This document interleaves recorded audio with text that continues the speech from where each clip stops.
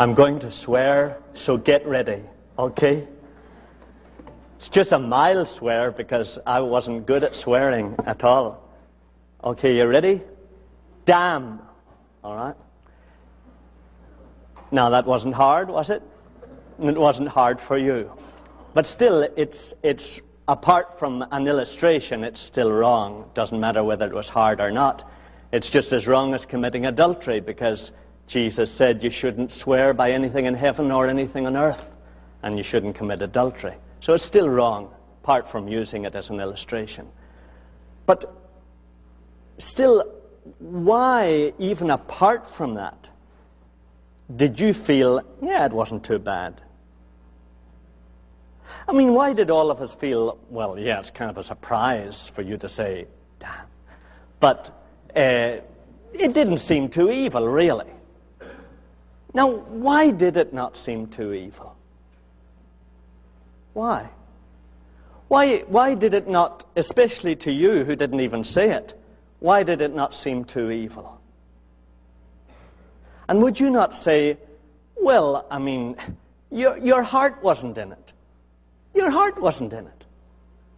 You were just saying it because you wanted to illustrate something to us, and your heart really wasn't in it. And that is right, isn't it? I mean, my heart wasn't in it, and your heart wasn't in it. Now that still doesn't make it right. It's still wrong, even if your heart isn't in it. Apart from using it as we did as an illustration, it's still wrong. It's still something that God has commanded us not to do.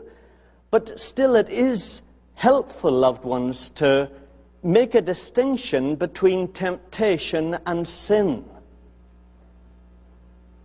Because that is part of the distinction between temptation and sin. You see, just the way that word that I spoke came to you, and you weren't worked up about it at all. It just came to you. It didn't find any response in your heart. You just heard it and you said, oh, that's interesting, surprising, but interesting. But it just came to you. So all through the day, you're in situations where thoughts from the mental atmosphere around you insert themselves into your head. Where emotions from the emotional atmosphere around you inject themselves at times into your feelings. And as long as your response to them is as detached as your response to my damn was, then there is no sin. You see that? As long as those thoughts can come in, or those feelings come in from outside, and you are as utterly detached from them as you were to my swear this morning, then there is no sin.